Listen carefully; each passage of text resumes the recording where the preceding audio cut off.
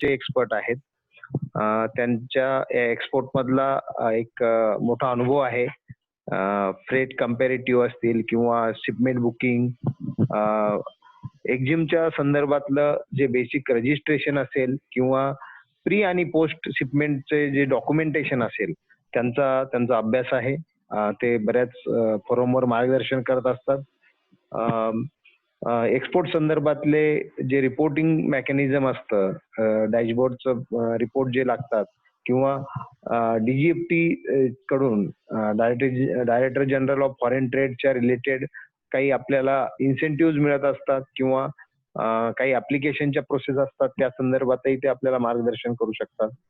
आणि एक्सपोर्ट मध्ये ज्या ज्या एजन्सी काम करत असतात त्यांचं सर्वांचं कोऑर्डिनेशन हे विनायक टेमगिरे सर करत असतात.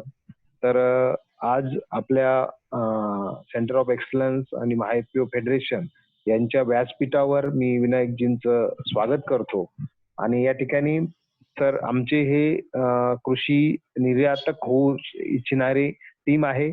त्याचबरोबर काही शेतकरी गट आहेत, काही कंपन्या आहेत आणि काही विद्यार्थी पण आहेत. तर आम्ही दर आठवड्याला एक एक्सपोर्ट संदर्भातली आमचा एक दिवस ठरलेला आहे आणि आम्ही दररोज 6:30 वाजता वेगवेगळ्या विषयावर चर्चासत्र असतात तुमच्याकडे. तर या ठिकाणी आपलं स्वागत आहे सर.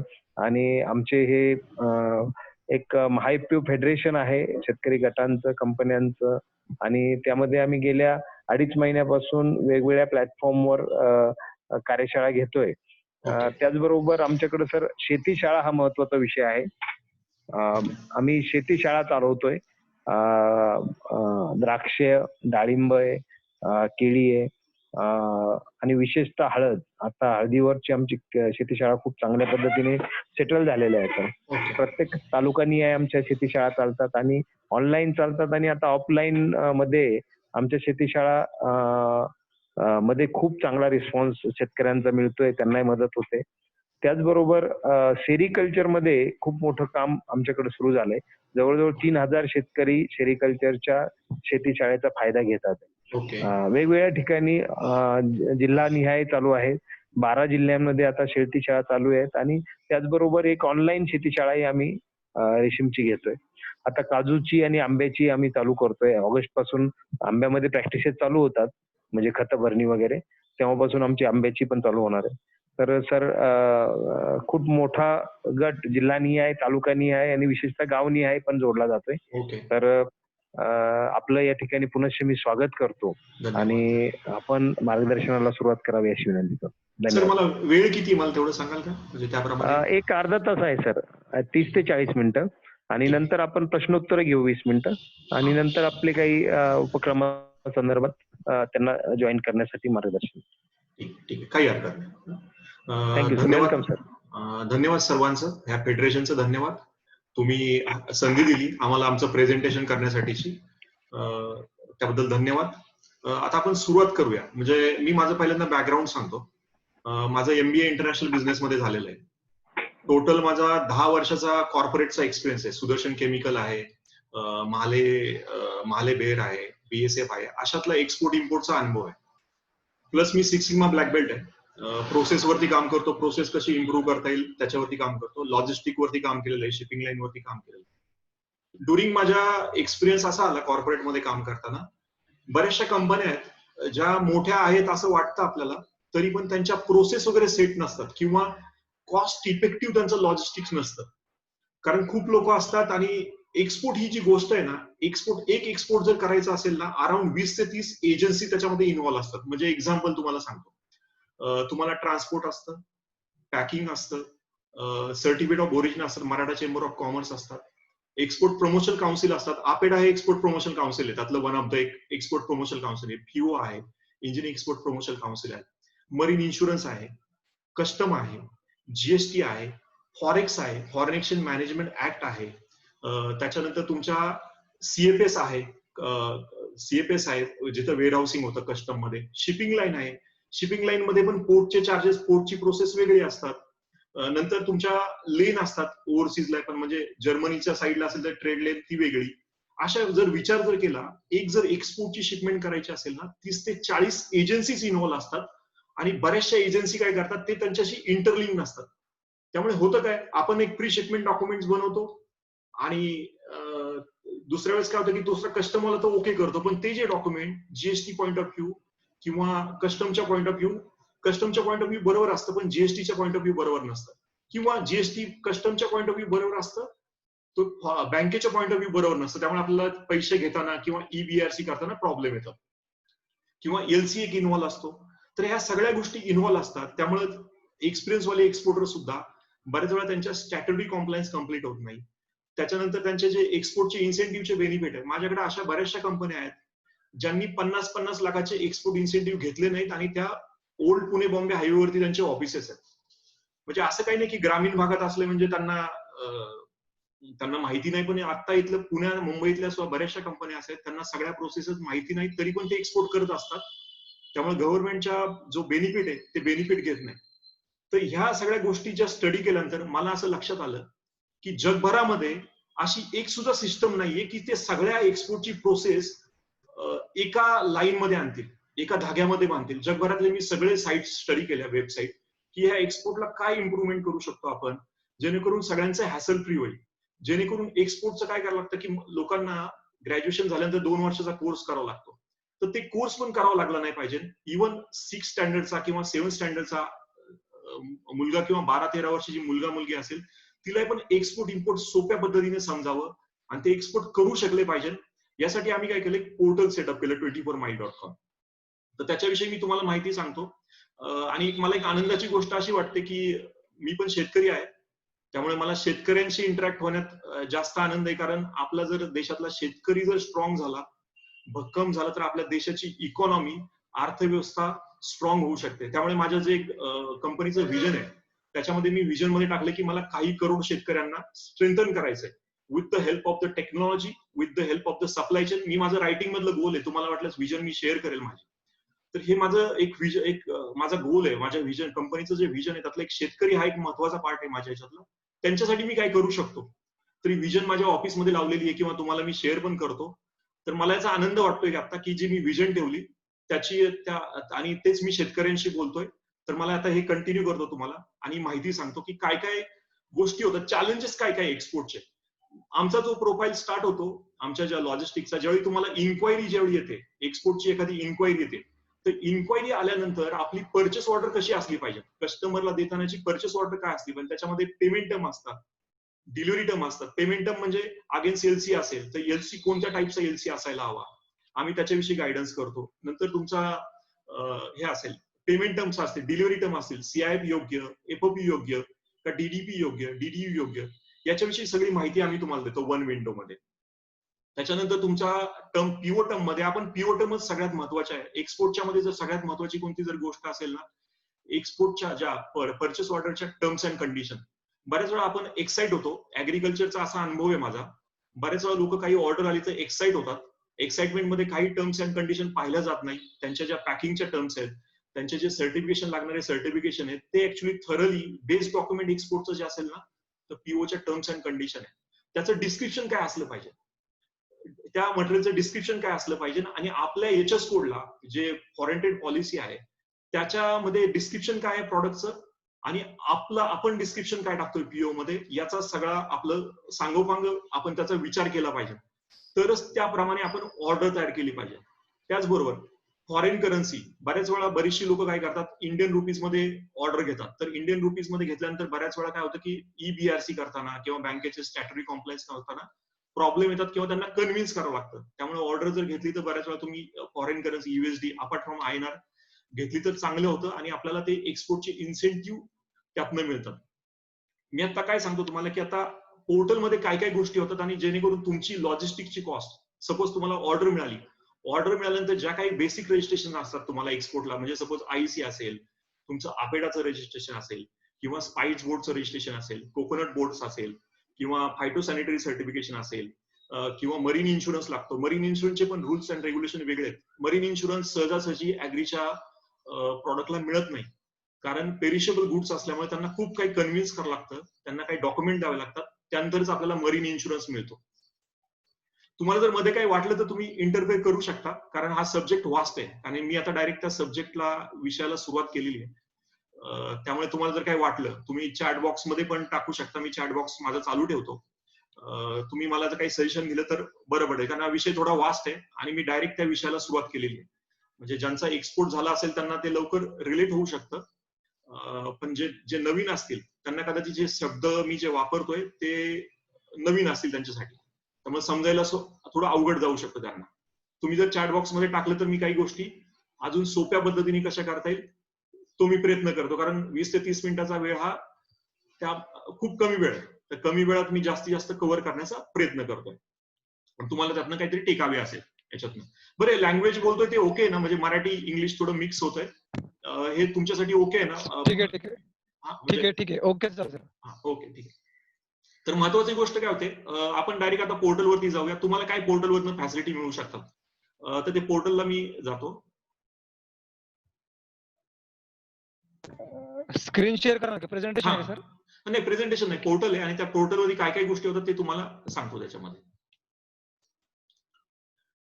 हे जे पोर्टल आहे 24mic.com म्हणून पोर्टल आहे, याच्यावरती आपण काय करतो, एक्सपोर्टरला जे आम्ही जे स्टडी केलं, एक्सपोर्टरचे जे पेन एरिया म्हणजे त्यांना जे जे प्रॉब्लेम येतात प्रोसेस करताना, तर ते आम्ही सिस्टमच ऑटोमेट केलेली आहे.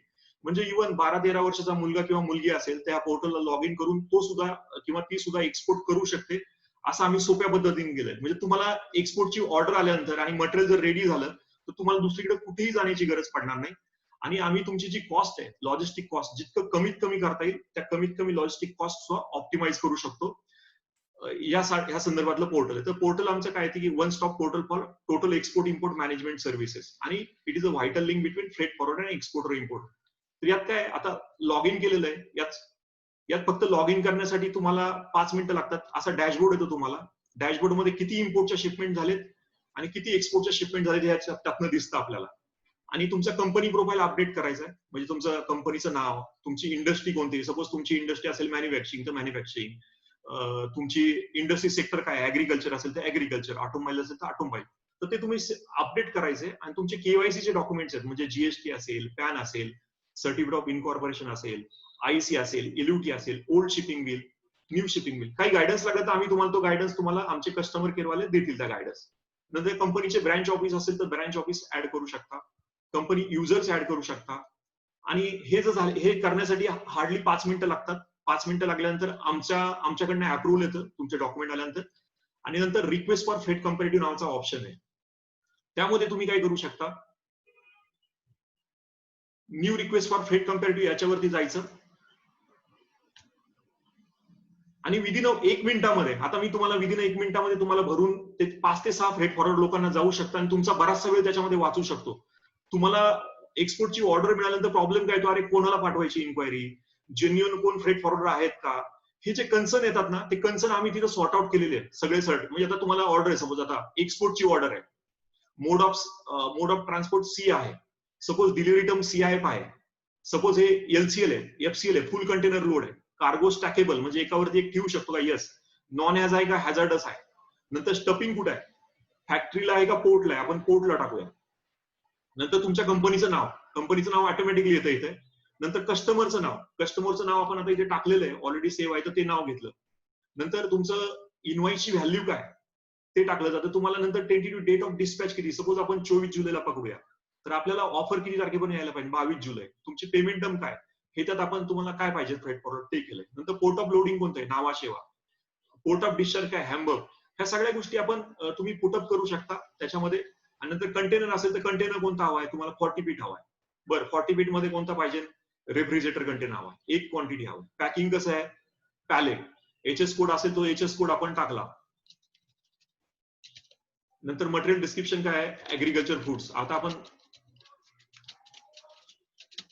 ग्रॉस वेट किती आहे, समजा त्याचं ग्रॉस वेट 20 टन, नंतर ग्रॉस वेट त्याचं 20 टन आहे. आणि हे तुम्ही 1 मिनिटामध्ये भरून रिमार्क काय द्यायचं सर, रिमार्क देऊ शकता की टेम्परेचर आम्हाला वी वॉन्ट टेम्परेचर की बिलो 5 डिग्री हवाय. आणि हे सेव्ह अँड कंटिन्यू करून तुम्ही डायरेक्ट फ्रेट फॉरवर्डला जाता. हे तुमच्या समोर इथं पण तुम्ही सिलेक्ट करू शकता. ऍग्री फील्ड मधले असेल तर ऍग्री फील्ड मधले तुम्हाला सर्च करू शकता, ऍग्री फील्ड मधले किती येतं, ऍग्री फील्ड मधले फ्रेट फॉरवर्ड येतात. त्यांना तुम्ही सिलेक्ट करू शकता. आता हे माझेच आहे स्वतःचे म्हणून मी त्यांना सिलेक्ट करतो, हे टेस्टसाठी आहे, आणि सिलेक्ट करून तुम्ही विदिन 1 मिनिट ही इन्क्वायरी त्यांना पाठवू शकता. म्हणजे तुम्हाला जे पहिला जो एफर्ट करावा लागतो की ऑर्डर आल्यानंतर की हे कसं करायचं, कोणा थ्रू करायचं, तर हे विदिन 1 मिनिटामध्ये तुम्ही ती इन्क्वायरी त्या तुमच्या ऍग्रीचं जे काम करतात फ्रेट फॉरवर्डर त्यांना विदिन 5 मिनिट्स तिथे पाठवू शकता आणि 24 ते 48 तासामध्ये तुम्हाला रिप्लाय येतात. रिप्लाय आल्यानंतर तुम्हाला काय फिगर दिसते तुम्हाला ते दाखवतो. रिप्लाय आल्यानंतर आता आपण एक टेस्ट पाहूया, कम्पॅरेटिव्ह असं येतं. रिप्लाय जेवढी होतं त्यावेळी तुम्हाला असा रिप्लाय येतो की आता गीता ओव्हरसीज ह्या कंपनीने तुम्हाला कोटेशन दिलेलं आहे, pickup charges 28,000, empty container movement 5,500, custom clearance 7,500, origin 2,500, CFS 3,500, असं तुम्हाला कोटेशन येतं. आणि हे कोटेशन 2 ते 3 लोकांचं असं कम्पॅरेटिव्ह, आता सध्या एकच येतं माझ्याकडे, पण 3 ते 4 लोकांचं असं दिसतं. त्यातला जो लोवेस्ट वन आहे, जो कमीत कमी आहे, सगळं दिलेलं आहे त्यात. कंटेनर कोणता आहे 40 फीट, नंतर किती दिवस लागतात पोर्ट टू पोर्ट, फ्रिक्वेन्सी किती आहे त्या व्हेसलची पर वीकला, प्रेफर्ड कॅरियर कोणता आहे, शिपिंग लाईन कोणती आहे, मर्क आहे का, पी&ओ आहे कोणती आहे, ऑफर व्हॅलिड कधीपर्यंत आहे, हे सगळे डिटेल त्याच्यामध्ये असतात. एक्सचेंज रेट काय पकडलाय कोटेशनसाठी असं तुम्ही व्ह्यू करू शकता. कोड व्ह्यू करून त्याला तुम्ही सांगू शकता की तुम्ही बेस्ट जो कोण असेल त्याला तुम्ही काउंटर ऑफर देऊ शकता. तुम्हाला वाटते की 1,40,000 नको आहे, जास्त आहे खूप, तर तुम्ही त्याला कमीची ऑफर करू शकता तिथल्या तिथे, 1,30,000 मध्येच पाहिजे, तर ते करून तुम्ही त्याला सेंड करू शकता. आणि तुम्हाला जर काही कम्युनिकेशन करायचं असेल तिथं कम्युनिकेशन साठी मेसेज दिलेला आहे, तर त्या इथं मेसेज करू शकता काय तुम्हाला पाठवायचे असेल. आमचा या पोर्टलचा उद्देश असा आहे, तुमचा कमीत कमी फोन कम्युनिकेशन झालं पाहिजे आणि ईमेल कम्युनिकेशन झालं पाहिजे. सगळ्या गोष्टी तुम्हाला या पोर्टल थ्रू झाल्या पाहिजे. तर हा त्याचा उद्देश आहे. आणि तुम्हाला ट्रॅकिंग दाखवतो आता काय काय ट्रॅकिंग होतं त्याच्यामध्ये. ट्रॅकिंग कसं होतं, म्हणजे ट्रॅकिंग पण याच्यामध्ये आपण इनकॉर्पोरेट केलेलं आहे. म्हणजे काय काय होतं पहिली गोष्ट, आता तुम्हाला रेडीमेड ट्रॅकिंग आहे ते तुम्हाला ट्रॅकिंग दाखवतो त्याच्यामध्ये, की अपलोड प्री शिपमेंट डॉक्युमेंट. कोणतीही शिपमेंट करताना पहिल्यांदा आपल्याला कस्टम इनवॉइस आणि पॅकिंग लिस्ट म्हणजे प्री शिपमेंट डॉक्युमेंट्स अपलोड करावे लागतात. त्याला आम्ही प्री शिपमेंट डॉक्युमेंट्स म्हणलं. तर इथं प्री शिपमेंट डॉक्युमेंट तुमचे अपलोड करायचे, इनवॉइस नंबर, डेट, तुमचं काय बाकीचे जे डॉक्युमेंट्स असतात, जीएसटी असतो, ते सगळे डॉक्युमेंट इथं अपलोड करायचे आणि ते फ्रेट फॉरवर्डला जातात, ज्यांना आपण सिलेक्ट केलोय फ्रेट फॉरवर्ड. त्याला गेल्यानंतर नेक्स्ट प्रोसिजर अशी असते की तो चेकलिस्ट पाठवतो, कस्टमचं डॉक्युमेंट पाठवतो चेकलिस्ट, तर ती चेकलिस्ट ओके करायची असते. आपण एक्सपोर्टर असतो त्यांनी ओके करायची असते, ती बरोबर आहे का नाही पाहायचं असतं. त्या चेकलिस्ट मध्ये आपल्याला एक्सपोर्टचे काही बेनिफिट्स असतात, तर ते तिथं मेन्शन केलेत की नाही, यस केले की नाही. ड्रॉबॅक असतो, आपल्याला ड्रॉबॅक नावाचा इन्सेंटिव्ह असतो, तो घेतला की नाही घेतला, तर चेक करायचं असतं. आणि चेक केल्यानंतर आपण त्याला ओके द्यायचं असतं. ओके केल्यानंतर तो नेक्स्ट स्टेपला जातो आणि तो त्याचं ते शिपिंग बिलचे डॉक्युमेंट्स आहेत तो त्याच्यावरती अपलोड करतो आणि त्याचा नंबर टाकतो, त्याची डेट टाकतो. इन्सेंटिव्ह किती आहे, इथं 25,000 इन्सेंटिव्ह सांगितलंय ड्रॉबॅक. एफओपी व्हॅल्यू किती आहे, एमईआयसी इन्सेंटिव्ह किती, 30,000. म्हणजे हे सगळं आपण कॅप्चर करतो सगळ्या गोष्टी. नंतर तो सांगतो की कस्टम क्लिअरन्स झाला की नाही झाला. हे सगळं ऑनलाईन होतं, आपल्याला फोन आणि ईमेल करण्याची गरज पडत नाही याच्यातून. नंतर कस्टम क्लिअर झालं की नाही झालं हे इथं अपडेट केलं. नंतर आपल्याला ड्राफ्ट ऑफ बिल ऑफ लाइडिंग किंवा एअरवे बिल, ज्यावेळी कस्टम क्लिअरन्स होतात, मटेरियल ज्यावेळी कस्टम क्लिअरन्स होतं त्याच्यानंतर एअरवे बिल किंवा बिल ऑफ लाइडिंग हे तिथं ड्राफ्ट पाठवतात. जे शिपिंग लाईनचे डॉक्युमेंट्स असतात तर ते पण त्या सिस्टम वरती पाठवतात, ड्राफ्ट पाठवतात. आपण ते चेक करतो, ओके करतो आणि ओके केल्यानंतर तो फायनल बिल ऑफ लाइडिंग किंवा एअरवे बिल तो त्याच्यावरती अपलोड करतो. बिल ऑफ लाइडिंग हे शिपिंग लाईन देते, एअरवे बिल हे नवीन जे आहेत त्यांच्यासाठी सांगतो. एअरवे बिल किंवा बिल ऑफ लाइडिंग म्हणजे काय, हे ट्रान्सपोर्टचं डॉक्युमेंट आहे. जसं आपण याला ट्रकमध्ये मटेरियल ज्यावेळी लोड करतो त्याला एलआर म्हणतात, लॉरी रिसिप्ट, तसं शिपिंग लाईन वरती आपण ज्यावेळी मटेरियल लोड करतो त्यावेळी त्याला म्हणतात बिल ऑफ लाइडिंग. हे बिल ऑफ लाइडिंग शिपिंग लाईनच्या केसमध्ये असतं. आणि ज्यावेळी आपण एअरलाईनला एखादं मटेरियल देतो त्यावेळी एअरलाईन जे इश्यू करते सर्टिफिकेट त्याला एअरवे बिल म्हणतात. तर त्या एअरवे बिल आणि बिल ऑफ लाइडिंग वरती तिकडचा इम्पोर्टचा कस्टम क्लिअरन्स होत असतो. त्यामुळे हे डॉक्युमेंट खूप महत्वाचं असतं. तर एअरवे बिलचे डिटेल्स इथं अपलोड केलेले आहेत. त्याचा एस्टिमेटेड टाइम ऑफ डिस्पॅच काय आहे, 18 जूनला आहे. पोहोचणार कधी आहे, 22 जुलैला, ते आपण हे केलेलं आहे. हे झाले प्री शिपमेंटच्या गोष्टी. त्याच्यानंतर आपल्याला पोस्ट शिपमेंट डॉक्युमेंट बनवावे लागतात. पोस्ट शिपमेंट डॉक्युमेंट मध्ये काय येतात, कमर्शियल इनवॉइस येतात, पॅकिंग लिस्ट येतात, एअरवे बिल येतं, सर्टिफिकेट ऑफ ओरिजिन येतात. ऍग्रीच्या केसमध्ये सांगतो तुम्हाला तुमचं फायटो सॅनिटरी सर्टिफिकेट येतं. जर तुम्ही स्पायसेस करत असाल तर स्पाइस बोर्डचं सर्टिफिकेट असतं. कोकोनटचे काय कोकोनट ऑइल वगैरे असेल तर कोकोनट बोर्डचं सर्टिफिकेट असतं. अशा प्रकारचे सर्टिफिकेट असतात. ते डिपेंड आपण तुमचा प्रॉडक्ट कोणता आहे त्या प्रॉडक्ट नुसार ऍग्रिकल्चर मध्ये प्रॉडक्ट नुसार वेगवेगळे सर्टिफिकेशन असतात. त्याचं टेस्टिंग असतं. ते टेस्टिंग केल्यानंतरच पुढे जात असतं मटेरियल. तर हे सगळे पोस्ट शिपमेंटचे डॉक्युमेंट आहेत. त्याला इथं टिक केलं तुम्ही आणि जर तुमचा जो कस्टमर आहे बायर त्याचा ईमेल आयडी टाकला तर त्याला हे सगळे डॉक्युमेंट त्याला ईमेल थ्रू जातात आणि हे कंपल्सरी असतं. कस्टमरला डॉक्युमेंट पाठवणं कंपल्सरी असतं. हे डॉक्युमेंट पाठवले नंतर तो फ्रेट फॉरवर्ड असतो तो इनव्हॉइस जनरेट करतो. म्हणजे त्याचा इनव्हॉइस असतो फ्रेट फॉरवर्डचा. त्याचा काही जो आहे त्याचा इनव्हॉइस जनरेट केलं त्याची अमाऊंट असते त्याचं ड्यू डेट असते आणि शिपमेंट डिलिव्हरी कधी झाली याची डेट तो टाकलेली असते.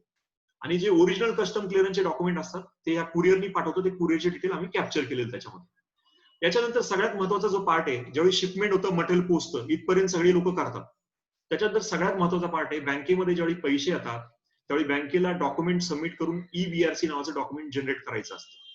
कारण ते जनरेट जर नाही केलं तर आपल्याला बँकेतनं नोटीस येतात की अरे तुम्ही 1 करोडचं मटेरियल एक्सपोर्ट केलेलं आहे आणि तुमच्या अकाउंटला पैसे आलेले आहेत आणि त्याचे डॉक्युमेंट्स कुठे आहेत त्याचा प्रूफ कुठे आहे. कारण फॉरेन एक्सचेंज मध्ये तुम्हाला जे काही फॉरेन एक्सचेंज येतात त्याला तुम्ही लाईव्ह आन्सर उत्तर द्यायला तुम्हाला 9 महिन्याच्या डॉक्युमेंट सबमिट करावे लागतात. नाहीतर ते तुमच्यावरती ऍक्शन घेऊ शकतात as per foreign exchange management act. त्यामुळे ते डॉक्युमेंट पोस्ट शिपमेंट डॉक्युमेंट बँकेला सबमिट करणं खूप महत्वाचं असतं. आणि ज्यावेळी पोस्ट शिपमेंट डॉक्युमेंट सबमिट करतो तर त्यावेळी EBRC बँक जनरेट करते आणि तो EBRC चा नंबर आणि डेट आपण इथं कॅप्चर केलेली आहे. त्याच्यानंतर DBK नावाचा इन्सेंटिव्ह आहे. ड्रॉबॅक नावाचा इन्सेंटिव्ह आहे. तो जर मिळाला असेल तर यस यायचं. नंतर MEIS नावाचा इन्सेंटिव्ह जे DGFT देते ते जर मिळालं असेल तर यस येतं. आणि नंतर फ्रेट फॉरवर्डचं पेमेंट आपण जर केलं तर यस. अशा प्रकारे ही सिस्टम कम्प्लीट होते. त्याच्यानंतर आपल्याला याच्यामध्ये डॉक्युमेंट मॅनेजमेंट सिस्टम आहे. सपोज आपण काय करत असतो एक्सपोर्ट करत असतो ऍट अ टाइम 10 ते 12 शिपमेंट करत असतो वर्षभर एक्सपोर्ट करत असतो. तर आपल्याला त्याचे डॉक्युमेंट सपोज सापडले नाही किंवा काही नाही झाले तर आपण डॉक्युमेंट मॅनेजमेंट सिस्टम केलेली आहे. जेणेकरून सगळे डॉक्युमेंट तुम्हाला तो नंबर टाकला RFC नंबर की सगळे डॉक्युमेंट तुम्हाला इथं सेव्ह मिळतात. म्हणजे freight forwarder invoice custom invoice packing list shipping bill final shipping bill final bill of lading final reviewable final commercial invoice packing list freight forwarder invoice हे सगळे document तुम्हाला तिथे अवेलेबल मिळतात. ते सोडून आपल्याला अजून एक एक्सपोर्ट इम्पोर्ट स्टेटस रिपोर्ट आहे. आता आपल्या जर सपोज महिन्यामध्ये 10 शिपमेंट होत आहेत आणि 10 शिपमेंट वेगवेगळ्या कंट्रीसाठी चालू आहे तर आपल्याला ट्रॅक कसा ठेवता येईल यासाठी जर 10 शिपमेंट जर पाहिजे असतील तर ट्रॅक कसा ठेवू शकतो. तर इथं सिम्पल आहे. हे सगळं रेकॉर्ड असतं तुम्हाला आणि तुम्हाला त्याचा मेल रोज येतो. 1 एप्रिल ते 20 जुलै किती शिपमेंट झालेत आपण त्या सर्च करायच्या. ते एवढ्या शिपमेंट झालेले आहे. बरं त्याचा आपण डाउनलोड रिपोर्ट करू शकतो. हा डाउनलोड रिपोर्ट केला मी तो ऑलरेडी डाउनलोड केलेला आहे आणि तुम्ही असं पाहू शकता की आता ही 1195 शिपमेंट आहे. याचं स्टेटस काय आहे कोट रिसिव्ह झालेला आहे अजून पुढे प्रोसेस नाही केली. ही पुढची शिपमेंट काय कम्प्लीट झालेली आहे. बरं याचा MEIS आला का आलाय रिसिव्ह झाला. याचा ड्रॉबॅक आला का रिसिव्ह झाला. याचा ड्रॉबॅक पेंडिंग आहे याचा पेंडिंग आहे. ह्या सगळ्या गोष्टी इन प्रोसेस मध्ये आहे कोट रिसिव्ह आहे कॅन्सल झाली हे सगळा स्टेटस तुम्हाला वन विंडो मिळू शकतो. आणि ज्या इन प्रोसेस शिपमेंट आहे त्याच्यावरती तुम्ही फोकस देऊन काम करू शकता आणि त्या रिस्पेक्टिव्ह फ्रेट फॉरवर्डला मेल कम्युनिकेशन करू शकता. ह्या सगळ्या पोर्टलमुळे ह्या सगळ्या ऑटो सिस्टममुळे तुमची साधारणतः लॉजिस्टिक कॉस्ट वाचते. तुम्हाला जास्त मॅन पॉवरची गरज पडत नाही. तेच शिपिंग लाईनला सुद्धा जास्त मॅन पॉवरची गरज पडत नाही. तुमचा प्रॉपरली सगळा अनालिसिस होतो आणि तुम्हाला सगळा डेटा मिळतो कोणाला किती बिझनेस दिला हा सगळा रेकॉर्ड सेव्ह आहे. आता सुद्धा बरेचसे एक्सपोर्टर असे आहेत कॉर्पोरेट मधले त्यांच्याकडे डेटा बिटा फाइंड आउट करायचं म्हटलं ना फाईल करायची म्हटलं तो मिळत नाही. आणि ऍज पर एक्सपोर्टच्या रूल प्रमाणे मिनिमम 7 ते 8 वर्ष तुम्हाला सगळ्या डॉक्युमेंट्स मेंटेन करावे लागतात. ते जर मेंटेन नाही केले उद्या जर ऑडिट आलं तर आपण त्या प्रश्नाला उत्तर देऊ शकणार नाही. तर अशा प्रकारचं पोर्टल आहे. तुम्ही इन्क्वायरी आहे ना माझं असं म्हणणं आहे की एक्सपोर्टर लोकांनी फोकस मार्केटिंग वरती करावा. बाकीच्या सगळ्या गोष्टी आम्ही करू. तुम्ही फक्त मार्केटिंग वरती फोकस करा बिझनेस आणा मटेरियल रेडी ठेवा बाकीच्या सगळ्या गोष्टी विल टेक केअर ऑफ. आम्ही सगळ्या गोष्टींची काळजी घेऊ आणि तुमचा फोकस तुम्ही मार्केटिंग वरतीच फक्त करा. कारण ह्याच्यामध्ये व्हॅल्यू ऍडिशन नाहीये की लॉजिस्टिक गोष्टीमध्ये व्हॅल्यू ऍडिशन नाही. हे प्रोसेस वर्क आहे. पण बऱ्याचशा एक्सपोर्टर लोकांचं मी जे पाहिलं जे स्टार्टअप वाले एक्सपोर्टर लोक लॉजिस्टिक मध्ये ते एक्सपोर्ट इम्पोर्ट कोर्स करण्यात इतका वेळ वाया घालवतात की मार्केटिंगचं राहून जातं. सगळ्यात महत्वाचं मार्केटिंग आहे. त्यामुळे मार्केटिंग वरती फोकस करा. बाकीच्या सगळ्या गोष्टी हे पोर्टल किंवा अशा आमच्या ज्या गोष्टी त्या सगळ्या गोष्टी कव्हर करतात. मार्केटिंग मध्ये जास्त मार्केटिंग वरतीच फोकस करा. लॉजिस्टिकचं शिकण्यामध्ये एक्सपोर्ट इम्पोर्ट करण्यामध्ये वेळ नका हे करू. असं माझं एवढं तुम्हाला सांगणं आहे. तुम्हाला जर काही क्वेश्चन असतील तर विचारा. म्हणजे मला जे बेसिक बोलायचं तेवढं बोलणं झालेलं आहे माझं. काही क्वेश्चन असतील तुम्हाला तर प्लीज विचारा. चॅट बॉक्स चॅट बॉक्स मध्ये प्रश्न आलेत सर. एक मिनिट मी chat पहिला box- हा बरं तुम्ही प्रश्न विचारा मला. एक मिनिट माझी विंडोज मला काय झालंय माझा व्हिडिओ मी हे नाही केला.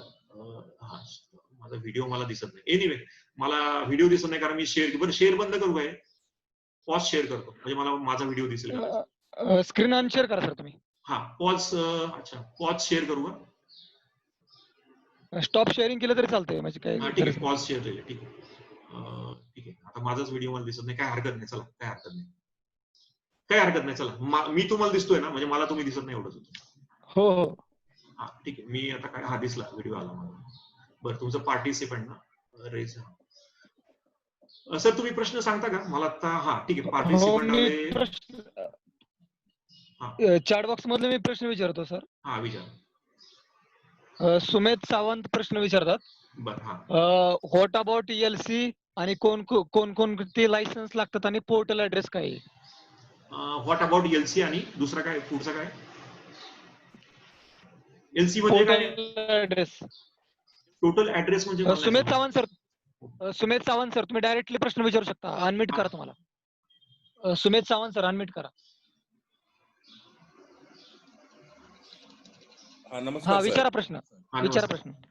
माझा प्रश्न असा आहे बऱ्याचशा वेळेस आपण असं बघतो की आपण जेव्हा एक्सपोर्ट करतो तेव्हा हो. LC ओपन करायची असते. बरोबर आहे. पण ऍग्री प्रोडक्ट्स मध्ये असं होतं की कॉम्पिटिशन असल्या कारणाने आपल्याला बायर सांगतो की बाबा LC ओपन नाही करणार बरोबर जसं आहे. पेमेंट देईल तसं पाठवून देईल. बरोबर अशा आहे. सिनारिओ मध्ये आपण आपलं पेमेंट कसं सिक्युअर करायचं आणि काय करायचं. आणि आपल्याला इथे जर का LC ओपन केली नाही तर क्रेडिट गॅरंटी स्कीम जी आहे त्याच्या खाली इन्शुरन्स काढून आपलं पेमेंट पण सेफगार्ड करता येत नाही. बरोबर तर आहे. कसं करायचं असेल ते जर का आपल्याला पेमेंट सेफ करायचं असेल म्हणजे थोडक्यात मी माल उधारीवर देतोय तर ते पेमेंट कसं सेफगार्ड करायचं. सर आता हा जो म्हणजे हा ऍग्रीवाल्यांचा सगळ्यात मोठा चॅलेंज आहे याच्यामध्ये. याच्यामध्ये पहिली गोष्ट म्हणजे तुम्ही काही रेफरन्स थ्रू आहे ना आता जे मलेशियाची पण लिस्ट आली बऱ्याच लोकांची आता म्हणजे फिओनी पण पाठवली की जे फ्रॉड झालेले आहेत त्यांची लिस्ट. ज्या एजन्सीज आहेत म्हणजे फिओ आहे किंवा काय आहे तर ते जो कस्टमर असेल ना आपल्या लेवलला आहे म्हणजे बिफोर गोइंग टू ECGC तुमच्या लेवलला सुद्धा जे कुणी हे असतील तो बायर आहे त्याचं तुमच्या लेवलला तुम्ही रेफरन्स चेक किंवा क्रेडिट रेटिंग त्याचं तुमच्या लेवलला पर्सनल लेवलला करायला पाहिजे थ्रू अवर कॉन्टॅक्ट. जसं आता आपला मोठा ग्रुप आहे तर त्याच्या थ्रू बरेचसे एक्सपोर्टर असतील तर एखादा आला तर ते न घाबरता बरेच वेळा आपण घाबरतो कशाला शेअर करायचं पण जे तुमचे क्लोज असतील त्याच्या थ्रू तुम्ही ते रेफर करणं त्याचं व्हेरिफिकेशन करणं गरजेचं आहे. That is first thing. Second generally कोणती ऑर्डर असेल ना ऍग्रीच्या केसमध्ये किंवा कोणत्या केसमध्ये व्हिजिट करणं गरजेचं आहे तुम्हाला. आणि तिसरं जे तुम्ही सांगितलं ECGC हा बेस्ट मार्ग आहे म्हणजे ECGC करायलाच हवं त्या केसमध्ये. आणि तुम्ही ऍक्च्युली हा निगोशिएशनचा पार्ट आहे बरं का. तुम्ही आहे ना बऱ्याच वेळा मी पाहिलं की लोक निगोशिएशन नाही करत. निगोशिएशन करताना तुम्ही म्हटलं पाहिजे की मला 10 to 20% ऍडव्हान्स पाहिजे मला ह्या गोष्टी पाहिजे तर ते ऍडव्हान्स ते निगोशिएशन जर प्रॉपरली केलं ना किंवा त्यांना एक्सपर्ट सांगायचे डिलिव्हरी टर्म जी आहे ना म्हणायचं एक्सपर्ट घ्या म्हणजे तुम्हाला पण टेन्शन नाहीये आणि आम्हाला पण नाही. आपण CIF किंवा FOB करतो ना त्यांना म्हणायचं एक्सपर्ट घ्या आणि तुमच्या फ्रेट फॉरवर्डच्या जर ताब्यात मटेरियल आलं तेव्हा आम्हाला लगेच इमिजिएट अगेन्स्ट पेमेंट द्या. हा त्यांना ऑप्शन देऊ शकतो निगोशिएशनला. एक्सपोर्टचा ऑप्शन देऊ शकतो कारण आपल्याला CIF FOB मध्ये काही इंटरेस्ट नसतो आपल्याला मटेरियल एक्सपोर्ट होण्यात जास्त इंटरेस्ट असतो.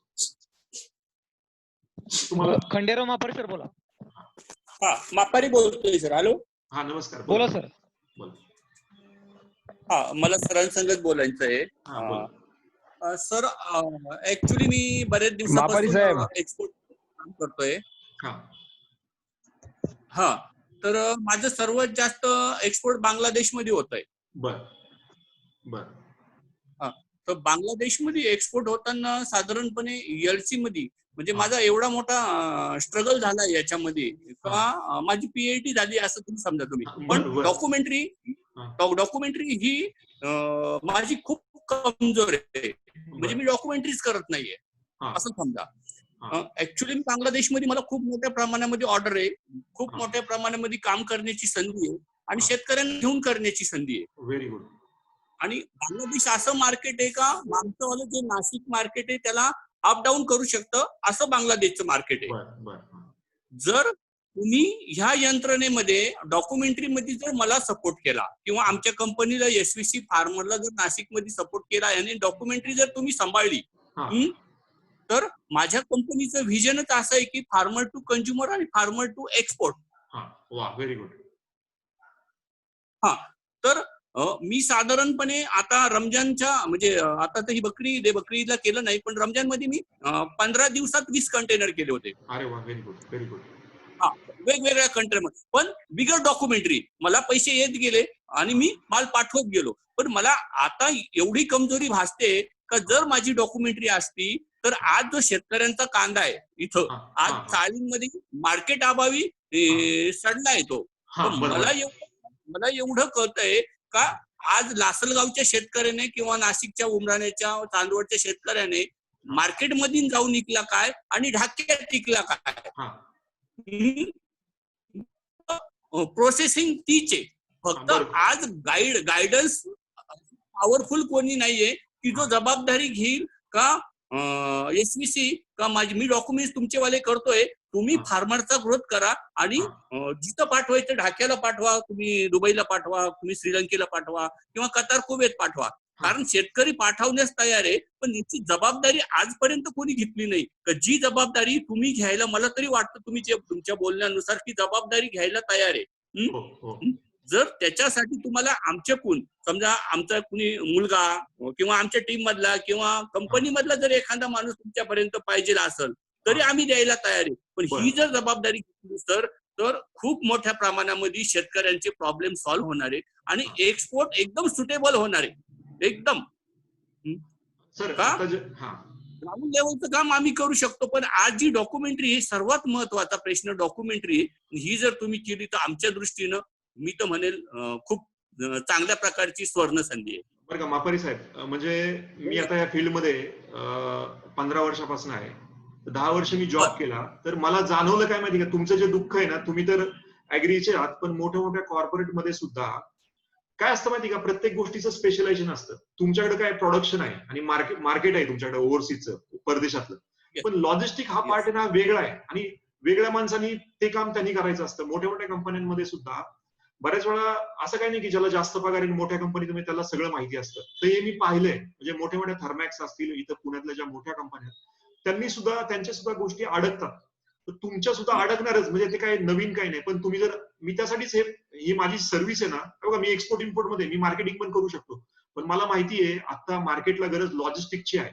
कारण आता अडकले कशामुळे, लॉजिस्टिकमुळे अडकले. ती जर सर्व्हिस दिली तर आपला सगळ्यांचा बिझनेस, सगळ्यांचा म्हणजे तुमचा सगळ्यांचा खूप काही वाढू शकतो. आणि ह्या फील्डमध्ये हे काय माहिती, तुम्हाला पहिल्यांदाच सांगितलं 30 ते 40 एजन्सी इन्व्हॉल्व आहेत आणि सगळ्याचं नॉलेज असणारे बोटावर मोजणे इतकी लोक आहेत मार्केटमध्ये. त्यामुळे हेच ठरवलं की मला माहिती हा गॅप आहे मार्केटमधला, हा एरियावरती कुणी काम करत नाही, इथं एक्सपिरियन्स लागतो, इथं बोलून चालत नाही. नुसतं मी तुमच्याशी आता भाषण दिलं, पण ऍक्च्युअल मध्ये काही वेळेस आता चायनाचा प्रॉब्लेम झाला तर शिपमेंट अडकलेले असतात, तर तिथं काही वेळेस पोर्टवरती जावं लागतं, कस्टम ऑफिसरशी बोलावं लागतं, काय प्रॉब्लेम असेल ते सॉर्ट आउट करावं लागतं सगळ्या मार्गाने आणि आपल्याला मटेरियल काढावं लागतं. तर ते बरोबर आमचं कामच हे आहे की तुम्ही इन्क्वायरी आणा, इन्क्वायरी आल्यापासून आम्ही सगळं काम करणार. म्हणजे इन्क्वायरीला कसं रिप्लाय द्यायचं, पीओच्या टर्म्स काय असल्या पाहिजेत, ह्या सगळ्या गोष्टी. एक मिनिट, आवाज ऐकू येतोय माझा? म्हणजे येतोय. फक्त व्हिडिओ स्टॉप करतो मी तुमचा, कारण जरा व्हॉइस ब्रेक होतो थोडासा. हा ठीक आहे करा. ठीक, हा बोला सर. तर मी काय सांगत होतो की इन्क्वायरी आणा, तुम्ही इन्क्वायरीला कसं उत्तर द्यायचं ते सुद्धा आम्ही देऊ शकतो. काय त्याच्या पीओच्या टर्म्स असतात आणि तुमच्या फेवर मध्ये कशा होतील, लिगल टर्म्स काय असल्या, म्हणजे ह्यापासून आम्ही कामाला सुरुवात करतो. ते तुमचे मटेरियल रेडी ठेवा आणि इन्क्वायरी आणा, ह्या 2 गोष्टी करा, बाकी सगळं आम्ही पाहतो. आता मी ऑलरेडी तसंच काम करतो पुण्यामध्ये. सर काय माहिती का, माझ्याकडं एक्सपोर्टर खूप आहे, बायर खूप आहे, पण त्यांना कसं हँडलिंग करायचं हा सर्वात मोठा माझ्याकडं सर्वात मोठा मेन प्रश्न तोच आहे का वेगवेगळ्या देशातल्या एक्सपोर्टरांना त्यांना ते करायचं. त्यांचं म्हणणं आहे का तुम्ही आम्हाला सप्लाय द्या, माझं पण मत आहे का सप्लाय द्यायचा, पण तो द्यायचा कसा, जी तुम्ही जी आता डॉक्युमेंटरी बोलता ती सर्वात कमजोर असल्यामुळे तुम्ही जर ती केली तर मला वाटतं मी फक्त म्हणजे माझं काम जे आहे मी डॉक्युमेंटरी सोडून माझं ग्राउंड लेवलचं काम आहे का त्या शेवटच्या शेतकऱ्याचा माल सुद्धा तुम्ही दुबईला किंवा शेवटच्या शेतकऱ्याचा माल लंडनला किंवा ढाक्यामध्ये विकू शकतो. हे प्लॅटफॉर्म ऑलरेडी माझ्याकडे रेडी आहे. वा, व्हेरी गुड सर. आता जे करतोय ना आमचा उद्देशच तो आहे, आम्ही तुमचं आहे ना, म्हणजे तुम्ही बघा फुल टाइम एखादा एक्सपोर्ट मॅनेजर हायर करू शकत नाही. तर मी तुमचं जे आहे ना 24mile.com किंवा विनायक टेमगिरे तुमचा हा पार्ट टाइम एक्सपोर्टचा मॅनेजर आहे. जसं काम असेल तसं पैसे घेणारा मॅनेजर आहे. म्हणजे तुम्हाला एखाद्याला एक्सपोर्ट मॅनेजरला माझ्यासारख्याला जर 10 लाख वर्षाचा पगार देण्याची गरज नाही. तुमचं जेवढं काम असेल तेवढ्या कामाप्रमाणे पैसे घेणार, म्हणजे तुम्हाला फायदा होईल आणि आम्हाला फायदा होईल. हेच आमचा उद्देश आहे. तुम्ही जे सांगितलं ना हेच आम्ही काम करतो, म्हणजे हेच काम करतो आम्ही. त्यामध्ये निश्चिंत राहा तुम्ही. मी वेळोवेळी पांढरे साहेबांना तेच बोललो का आपण जो महाएफपीओ आहे ना, ऑलरेडी मी महाएफपीओ मध्ये आहे. आता पांढरे साहेब सांगतील का मी काय काम करतो महाएफपीओ मध्ये. मी महाएफपीओ मध्ये आहे, पण आज आमची महाएफपीओ ची एक्सपोर्टची टीम सुद्धा कमजोर आहे. म्हणजे मी प्रॅक्टिकल सांगतोय.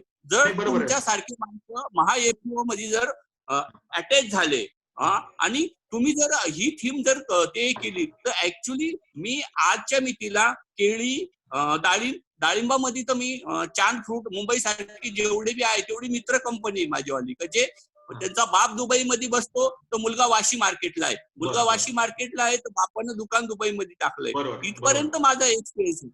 आणि मला जे आता मी भाजीपाल्यामध्ये, म्हणजे भाजीपाल्यामध्ये पण मी एक्सपर्ट आहे, कांद्यामध्ये पण एक्सपर्ट आहे, आणि द्राक्ष तर हा आमचा वाला खानदानी म्हणजे वडिलोपार्जित उद्योग.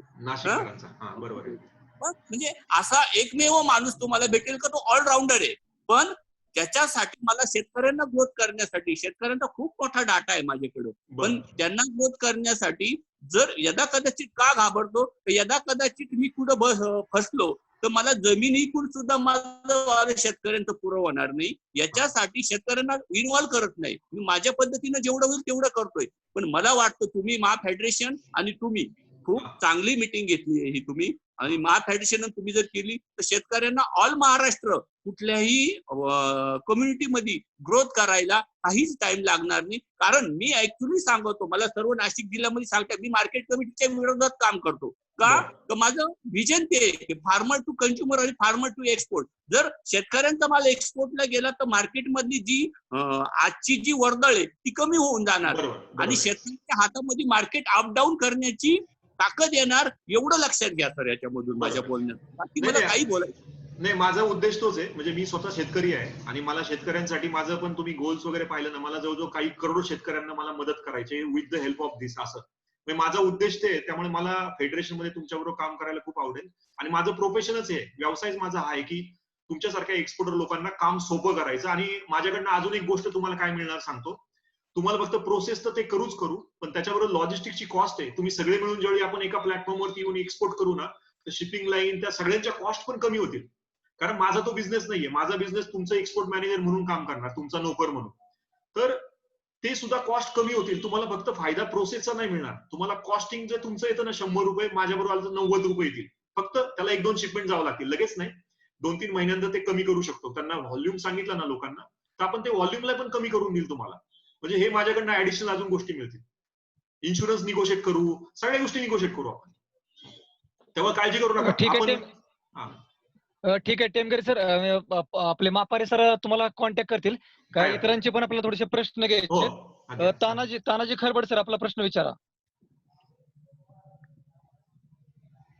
तानाजी खरबड सर, प्रश्न विचारा आपला.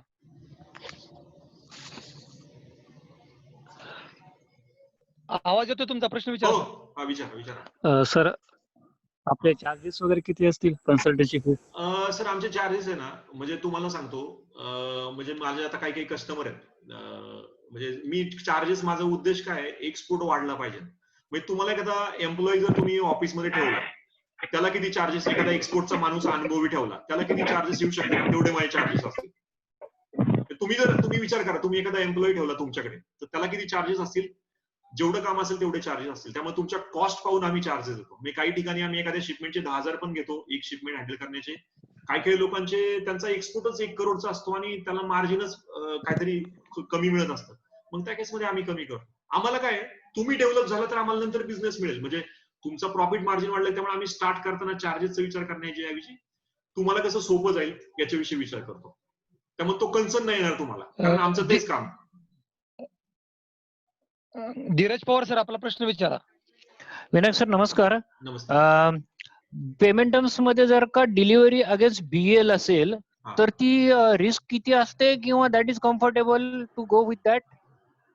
डिलिव्हरी अगेन्स्ट, नाही पेमेंट अगेन्स्ट बीएल म्हणा. पेमेंट अगेन्स्ट बीएल ही जेव्हा टर्म युज केली जाते त्यावेळी मग तो ट्रान्झॅक्शन करणं जास्त फायद्याचं राहतं का अजून त्याच्यात काही रिस्क राहते? नाही ते डीपीएट साईटला काय माहिती का, त्याला डीपीएट साईट म्हणतात. तुम्ही जे म्हणता ना त्याला डॉक्युमेंट अगेन्स्ट साईट, डीपीएट साईट येते पेमेंट. तर त्याच्यामध्ये काय होतं माहिती का, तुम्ही त्यांनी जर त्या बँकेने जर हे केलं म्हणजे रिग्रेट केलं तर मग प्रॉब्लेम येऊ शकतो. आपल्या हातात काही नाही. डीपीएट साईट टर्म्स असेल, पण जर बँकेने रिग्रेट केलं तर काय करणार तुम्ही? त्याला काय एलसी मध्ये कसं असतं, आपल्याकडे डॉक्युमेंट असतात ना, काहीतरी प्रूफ आहे आपल्याकडे, हे त्या बँकेला आपण फोर्स करू शकतो. पण डीपीएट साईटला काही करता येऊ शकणार नाही. त्यामुळे प्रदीप सर प्रश्न विचार आपला. हॅलो. हा नमस्कार, बोला.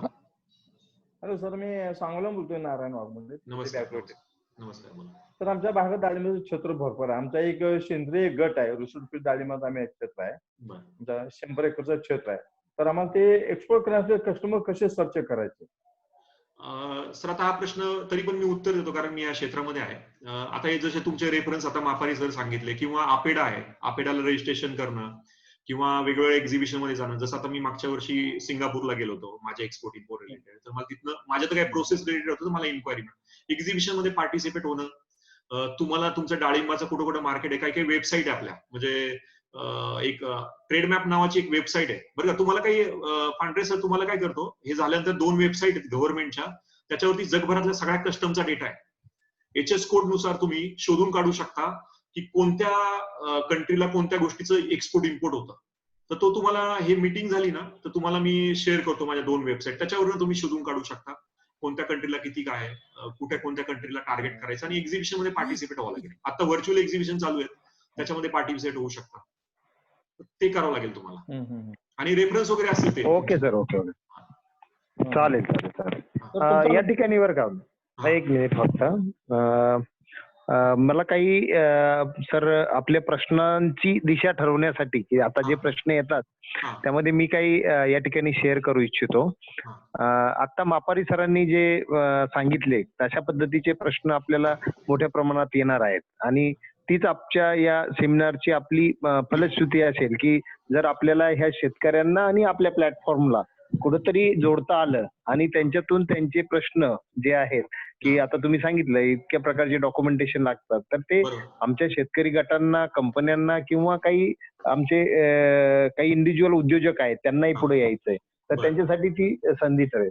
आता सर मी या ठिकाणी काही फोटोग्राफ्स या ठिकाणी शेअर करू इच्छितो, की आता हे मापारी साहेब आहे, शेतकरी ते ग्राहक मध्ये त्यांनी मागच्या कोविडच्या काळात खूप मोठं काम उभं केलं. एक पॅक हाऊस घेऊन त्या ठिकाणावरून काम पुढे जात होतं. पुढचं मला या ठिकाणी सांगायला आवडेल की मागं आम्ही कोविडच्या कालावधीमध्ये कांद्यामध्ये फार मोठ्या प्रमाणात जवळजवळ 336 कंटेनरची ऑर्डर या आमच्या शेतकरी उत्पादक कंपन्या पूर्ण करू शकल्या. कांद्यामध्ये खूप दुबई मार्केट असेल, कतार मार्केटला चांगल्या पद्धतीने कांदा पुढे गेला, आणि त्याच्यामध्ये मापारी साहेबांनी लिडरशिप केली होती, आणि एक चांगलं नेटवर्क त्या ठिकाणी उभं करण्यास शेतकरी उत्पादक कंपन्यांना यश आलं. त्याचबरोबर आपल्याकडं नाफेडच्या माध्यमातूनही मोठ्या प्रमाणात खरेदी सध्या चालू आहे. तर बऱ्याच कंपन्या, 19 कंपन्या ह्या आपल्या फेडरेशन मधल्या ह्या वेगवेगळ्या 2 कॉम्पोनंटच्या अंतर्गत 2 स्टेक होल्डर्स आहेत आमच्याकडं, तर त्यांच्या मार्फत नाफेडसाठी काम करतात, आणि खूप चांगल्या पद्धतीने त्यामध्ये एक सुरुवात झालेली सर. तर या ठिकाणी जे शेतकरी उद्योजक किंवा काही इंडिव्हिज्युअल त्यांना यामध्ये भाग घ्यायचा आहे, त्याचबरोबर काही आपले शेतकरी गट असतील, त्यांना काही संधी याच्यामध्ये शोधायची असेल तर निश्चितपणे आपण कॉन्टॅक्ट करावा. आमचं जे आता एक्सपोर्ट मध्ये आता याच्या आपल्यानंतर जोशी सर सांगणारच आहेत की आपण कशा पद्धतीने एकत्रित काम करू शकतो सगळे एकत्रित. तर मला वाटतं मोठं काम आपल्याला उभं राहील. पुढचे प्रश्न घ्या सर प्लीज. स्क्रीन शेअर करा सर. हो हो. गणेश हुलगे सर आपला प्रश्न विचारा. गणेश हुलगे सर, अनम्यूट करा. गणेश हुलगे सर.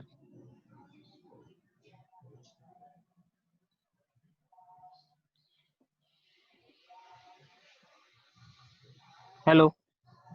हा विचारा, प्रश्न विचारा आपला. हा नमस्ते साहेब. नमस्ते. हा साहेब, मी आता जस्ट एक माझी एफपीसी रजिस्टर केली आहे. हॅलो.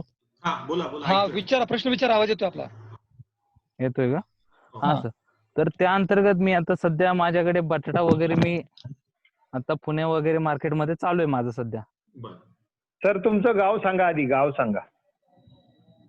हा सर, मी करमाळ्यामधून बोलतोय, बरं. सोलापूर डिस्ट्रिक्ट. बरं. ओके.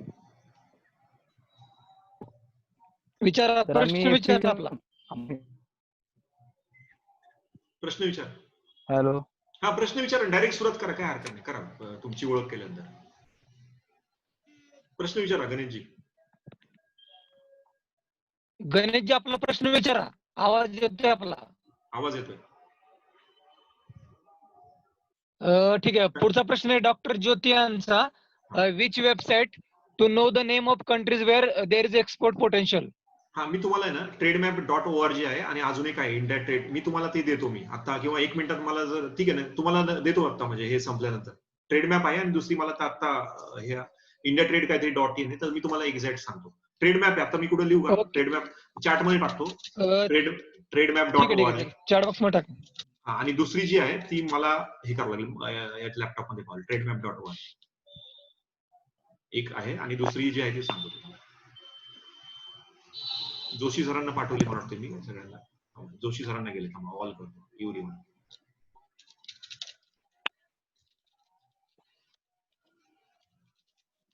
हा पाठवली सगळ्यांना. हा नेक्स्ट क्वेश्चन. ठीक आहे. नील्स जाधव सर प्रश्न विचारा आपला. नील्स जाधव सर प्रश्न विचारा आपला. हा विचारा, आवाज येतोय आपला, विचारा. सर आवाज नाही येते सर. हॅलो. येतोय आम्हाला, तुमचा आम्हाला येतोय त्यांचा आवाज येतो, विचारा, प्रश्न विचारा. सर याचं काही स्पेशल ट्रेनिंग वगैरे भेटेल का, म्हणजे एक्सपोर्टचं असं? आम्ही देऊ शकतो तुम्हाला ट्रेनिंग, म्हणजे आपण तुम्हाला ट्रेनिंग वगैरे जे असेल तुम्हाला देऊ शकतो स्पेशल. म्हणजे कसं सर, आमची कंपनी नवीन आहे ना, तर आम्हाला एक्सपोर्ट करायचंय, पण त्याच्याबद्दल काहीच माहिती नाही. तुम्हाला देऊ शकतो ट्रेनिंग, तुम्हाला देऊ वगैरे. शकतो. माझं 2 आठवड्याचं हो, ट्रेनिंग आहे, 2 आठवड्याचं ट्रेनिंग आहे सांगता. तर ते तुम्हाला 15 ते 16 तासाचं ट्रेनिंग तुम्हाला देऊ शकतो मी तुम्हाला त्याचं. आपण गुगल मीट वरती घेऊ चालेल ना शकतो. सर मग. आणि सोप्या भाषेत चालेल ना असतं, सर. आम्ही तुम्हाला जे समजेल अशा भाषेत असतं, मोठे मोठे शब्द न वापरता. म्हणजे बिल ऑफ लाइडिंग म्हणजे काय असं ट्रेनिंग असतं. म्हणजे ट्रान्सपोर्टला याला असते तसं शिपिंग लाईन बिल ऑफ लाइडिंग देते, अशा प्रकारे मी सांगतो तुम्हाला. किंवा हब कोणते, दुबई. हा बोला. ठीक आहे, संदीप लाजूरकर सर प्रश्न विचारा आपला. हा नमस्कार, मी संदीप लाजूरकर बोलतोय, मुक्काम रामागड, जिल्हा अमरावती. नमस्कार. सर आमच्या एरियामध्ये मॅक्झिमम पल्सेस, नमस्कार सर, मॅक्झिमम पल्सेस होतात. तूर डाळ, चना डाळ, मूग, उडीद हे आमचं प्रामुख्याने आमचं सलन बेल्ट असल्यामुळे चांगलं आहे, टेस्ट वगैरे आणि सगळं क्वालिटी खूप चांगली असते. तर आम्हाला हे आम्ही ऑलरेडी चालू केलेलं आहे तिथे, पण आम्हाला एक्सपोर्टसाठी चेक करायचं होतं. तर मिनिमम सर शिपमेंटसाठी मिनिमम क्वांटिटी किती लागते, किती आपण अरेंज करू शकतो? ते काय असतं मिनिमम क्वांटिटी, म्हणजे त्याला मिनिमम ऑर्डर क्वांटिटी म्हणतात. काय असतं की आता आपण जे स्पायसेस आहे तुम्हाला पाठवून, सपोज दुबईला पाठवायचे. दुबईला समजा तुमचा इथं रेट समजा 100 रुपये किलो असं समजूया, आणि दुबईच्या मार्केटचा रेट समजा काय 120-130 रुपये. तुम्ही जर कमी पाठवले तर तुमचा फ्रेटची लॉजिस्टिक कॉस्ट वाढते. त्याला म्हणतात की मॅक्झिमम ऑर्डर किती, मिनिमम किती पाठवल्यामुळे तुम्हाला तो रेट योग्य बसेल. म्हणजे समजा तुम्ही उदाहरण घ्या ना, अमरावतीवरनं 100 किलो तुम्ही पुण्याला स्पायसेस पाठवले आणि तुम्ही अमरावतीवरनं पुण्याला 1 टन पाठवले, तर तुम्हाला कोणतं कॉस्ट इफेक्टिव्ह पडेल, चांगलं पडेल? 1 टनाचं ना. तर ते मिनिमम एक कंटेनर वगैरे गेलं तर चांगलं पडतं, तुम्हाला त्याचा बेनिफिट मिळतो, नाहीतर मग ते लॉस मध्ये जाऊ शकतं. म्हणजे मला जे नॉलेज आहे बेसिक त्याच्यावरनं मी तुम्हाला सांगतो. अच्छा, कंटेनर लोड गेला पाहिजे. ओके, कंटेनर मध्ये किती अंदाजे किती? हा, त्याचं लिमिट असतं. 40 फीट कंटेनर जेवढे असेल ना त्याला साधारणतः 23 ते 24 टनाचं लिमिट असतं, 25 टनापर्यंत. आणि 20 फीट असेल तर 15 ते 16 टनाचं लिमिट असतं त्याला. त्याच्यावरती म्हणजे जे गव्हर्नमेंटचं जे लिमिट आहे तेवढं असतं लिमिट, तेवढं तुम्ही टाकू शकता. ठीक आहे, अरविंद शिरसाट सर प्रश्न विचारा आपला. अरविंद शिरसाट सर अनम्यूट करा.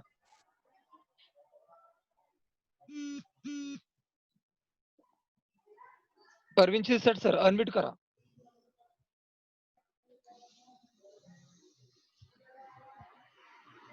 निखिल, शिरसाट सर बोला. Hello sir. नमस्कार. बोला, विचारा प्रश्न. नमस्कार सर. माझा प्रश्न असा होता की कस्टम क्लिअरन्स आणि ट्रान्सपोर्टेशनचे चार्जेस आपण कसे घेतात? बघा आम्ही जे आहे ना, आम्ही हे नाही आहोत, आम्ही सीएचे नाही आहोत किंवा फ्रेट फॉरवर्ड नाही, आम्ही तुमचे एक्सपोर्ट मॅनेजर म्हणून आम्ही तुमचं काम करतो.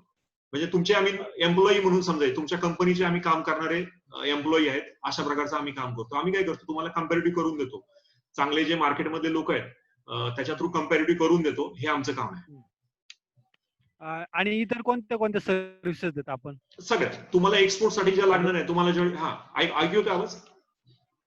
हॅलो, येतोय सर. एक्सपोर्ट साठी ज्या ज्या लागणाऱ्या असतात, तुम्हाला इन्क्वायरी जेव्हा येते ना, तेव्हापासून ज्या ज्या सर्व्हिसेस लागतात त्या सगळ्या सर्व्हिसेस आम्ही देतो. म्हणजे तुम्हाला प्री शिपमेंट डॉक्युमेंट बनवणं, पोस्ट शिपमेंट डॉक्युमेंट बनवणं, मरीन इन्शुरन्स करणं, स्पाइस बोर्डचं सर्टिफिकेट, कोकोनट बोर्डचं, आपेडाचं रजिस्ट्रेशन करणं, पुन्हा काही बाकीच्या एक अजून तुम्हाला एक सांगतो माहितीचं, लास्ट इयरला ज्यांनी सपोर्ट एक्सपोर्ट केलाय ना, ओनियन वगैरे सोडतात, त्यांना टीएमए नावाची स्कीम आहे, माहिती की नाही मला माहित नाही, त्याच्यावरती तुम्हाला 20 फीट कंटेनर किंवा 40 फीट कंटेनरला 20,000 रुपये रिटर्न मिळतात.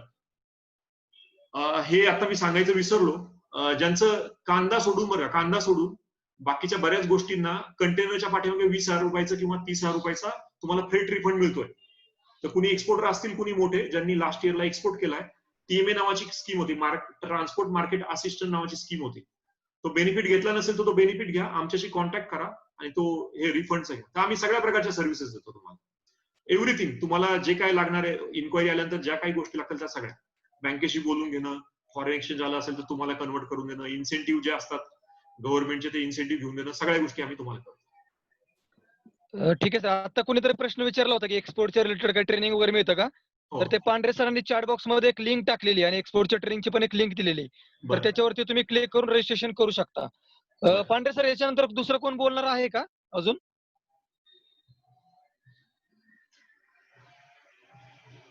जोशी साहेब. Okay okay. प्रश्न भरपूर आहेत, नंतर आपण एक कंबाईनली घेऊ. आता मी राहुल जोशी, ठीक आहे सर, राहुल जोशी सरांना विनंती करतो की त्यांनी कृपया मार्गदर्शन करावं.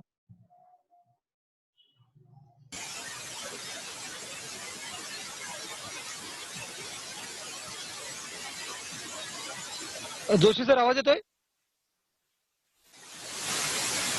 आवाज येतोय का? हा, येतोय येतोय.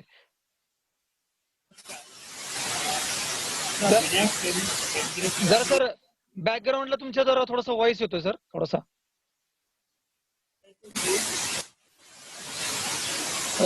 सर, लॉग आउट करून परत लॉग इन करता का तुम्ही?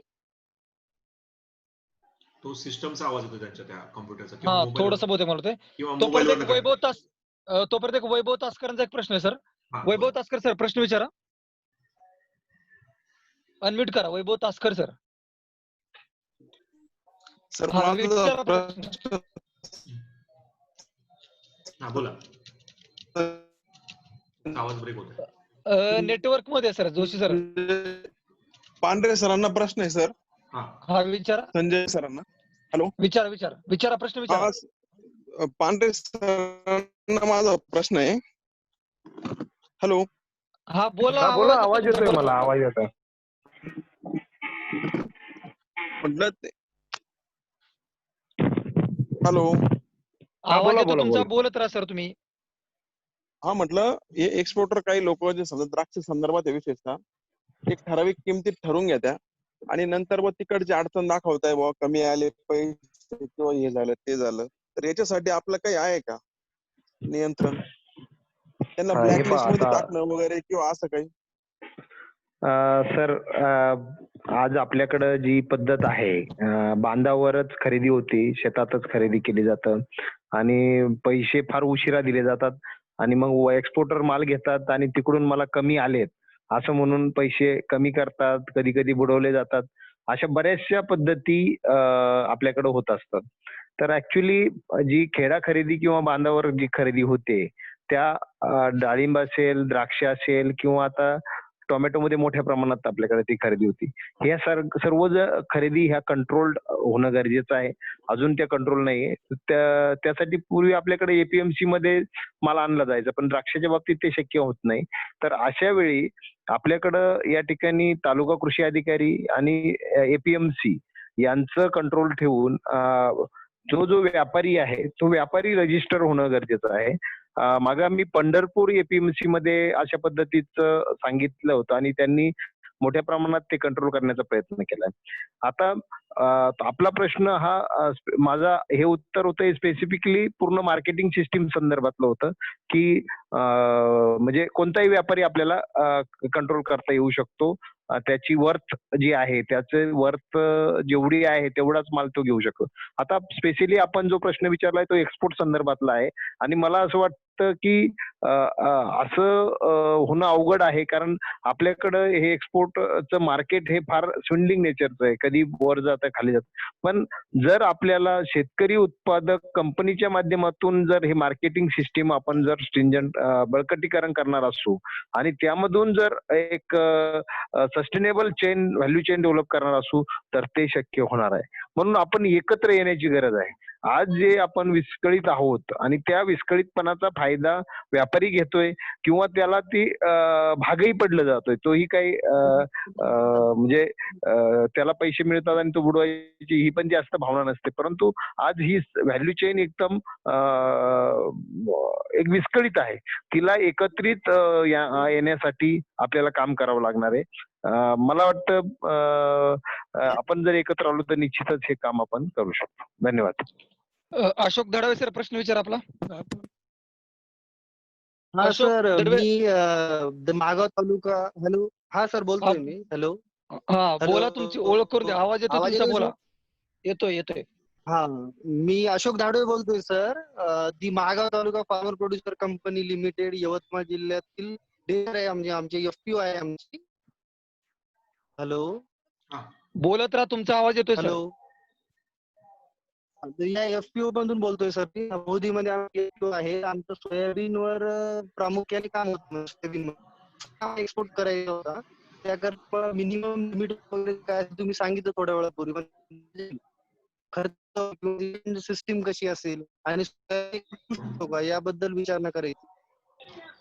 मला तो प्रश्न आहे ना अर्धाच ऐकू आला, शेवटचा ऐकून आला. एकदा तुम्हाला ऐकू आलं असं सांगा ना. मलाही नाही ऐकू आला. परत सांगा सर, सोयाबीनच्या संदर्भात काय असेल तर प्लीज परत एकदा प्रश्न सांगा. प्रश्न परत विचारा अशोक दडावे सर, प्रश्न परत विचारा आपला. ठीक आहे. वैभव तासकर सर, आपला प्रश्न विचारा. सर अनम्यूट झाले होते. वैभव तासकर सर.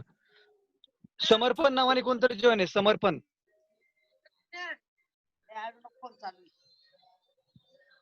हॅलो, हा, अनम्यूट करा तुम्हाला. अनम्यूट करा. वैभव तासकर सर, अनम्यूट करा. हो, केलं. विचारा, प्रश्न विचारा. अशा जर अडचणी आल्या, पांढरे सरांना फोन होता, प्रश्न होता, या अशा अडचणी आल्या तर आम्ही कुठं संपर्क केला पाहिजे आणि काय त्याच्या पुढची प्रोसिजर असू शकते?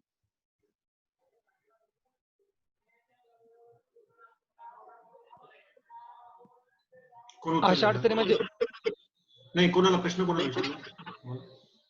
वैभव तासकर बोलतोय सर मी. मला विनायक एक मिनिट. दुसरा प्रश्न होता. वैभवजी. हो. तासकर साहेब, तुमचं गाव कोणतं? रुई, तालुका निफाड. ओके. आपण आपलं जे आहे याच्यापूर्वी आपण हा काय पहिला अनुभव नसेल आपला. आपल्याला ज्या एक्सपोर्टर कडून अशा पद्धतीची वागणूक मिळालेली आहे की आधी काही कमिटमेंट झालेलं आहे आणि नंतर तो कमिटमेंट पासून बाजूला सरला, कृपया आपण नाव आणि ते पत्ता काय झालंय याची डायरेक्टर ऑफ मार्केटिंग. हॅलो. हो. डायरेक्टर ऑफ मार्केटिंग पुणे या ठिकाणी आपली तक्रार नोंदवू शकता. त्याचबरोबर त्याची कॉपी ही महाराष्ट्र स्टेट मार्केटिंग बोर्ड आणि अपेडा या तिघांनाही देऊ शकता. आता आपले ज्या कमिटमेंट असतात ह्या तोंडी कमिटमेंट असतात. मग याच्या पुढे आपल्यालाच त्या सवयी लावणं गरजेचं आहे की लिखित कमिटमेंट होणं गरजेचं आहे आणि त्यासाठी आपल्याला एकत्र येणं गरजेचं आहे. आणि हा प्लॅटफॉर्म त्याचाच एक भाग आहे की आपण कोणताही एक्सपोर्ट करताय, कोणताही ट्रेड करताय, त्या फेडरेशनच्या माध्यमातून आपण ज्यावेळेस एकत्र येतो त्यावेळेस आपल्याला कोणी असं फसवू शकत नाही. आपली एक ताकद होती. आपल्याला त्याला ब्लॅक लिस्टेड करून आपण त्याला बहिष्कृत करू शकतो. एकही शेतकरी त्याला पुढे माल देणार नाही. आणि काय होतं की आज तिकडं तो निफाड भागातून करतो, उद्या तिकडं दिंडोरीला जातो, परवा तिकडं एरियाज बदलून सोलापूरला जातो आणि नंतर 2 वर्षानंतर परत तिथे येतो आणि तो काम चालू करतो. या संदर्भात मला एक इनपुट्स द्यायचे होते की 2007-8 पासून मी नाशिकमध्ये निफाडमध्ये पिंपळगाव बसवंत इथं काम करत होतो. आज पिंपळगाव मध्ये 2008-9 मध्ये काम करताना मला असं लक्षात आलं होतं की फक्त 40 जे पंटर असतात तेच काम करत होते आणि तेच ह्या एक्सपोर्टरला माल भरून देत होते. कुठेही शेतकऱ्यांची इन्व्हॉल्वमेंट कुठे दिसत नव्हती. पूर्ण ते बागा घ्यायचे, ते बागा भरून द्यायचे, पूर्ण एक्सपोर्टर द्यायचे. आज त्यावेळेस म्हणजे आजचा जर 45-50चा रेट असेल तर त्या पंटर त्यातले फक्त 1 तासासाठी किंवा 2 तासामुळं ते जवळजवळ ते लिंकिंग करून द्यायचे 15 ते 20 रुपये घेत होते. मला असं वाटतं आज जे कन्सल्टंट, जे पंटर आणि जी ती चेन आपल्याला तोडण्याची गरज आहे आणि त्यासाठी आपल्याला फार्मर प्रोड्युसर कंपन्यांची गरज आहे. मला वाटतं 2 ते 3 गावामधून किंवा गावागावात असे farmers club, farmer producer group, फार्मरच्या कोऑपरेटिव्ह, फार्मर प्रोड्युसर कंपन्या, तुमच्या पाणी वापर संस्था याच्या माध्यमातून आपण एक मोठी चळवळ यामध्ये उभं राहू शकते. तुम्ही एकत्र या. या ठिकाणी आम्ही तुम्हाला पूर्णपणे मदत करू. आपल्या प्रत्येक शेतकऱ्याचं रजिस्ट्रेशन होणं गरजेचं आहे. आज आपल्याकडं 1.5 लाखापेक्षा जास्त शेतकरी याच्यामध्ये काम करतात आणि मला वाटतं फक्त 30,000 शेतकऱ्यांचं आपल्या ग्रेपनेटला रजिस्ट्रेशन आहे. 50 रुपयाचा फॉर्म आहे फक्त.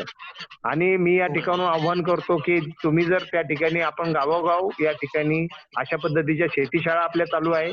त्या शेतीशाळेच्या माध्यमातून आपण गावामध्ये पुढच्या सीझनसाठी ऑक्टोबर पर्यंत आपल्याला फॉर्म भरायचे असतात. तर मला असं वाटतं की तो फॉर्म आत्ताच भरायला सुरुवात करून घ्या. किती लागवड आहे, किती आपलं छाटणीचा दिनांक आहे आपल्याला सगळ्यांना माहित आहे. तर त्याच्यानुसार जर आपण आतापासून काम सुरुवात केलं तर या वर्षीचं आपलं टार्गेट राहील की आपण 100% बागा रजिस्टर करू आणि कोणाला विकायचंय ते आपण ठरवू. मला वाटतं की असं जर करू शकलो तर निश्चितपणे आपण आपली फसवणूक टाळू शकू.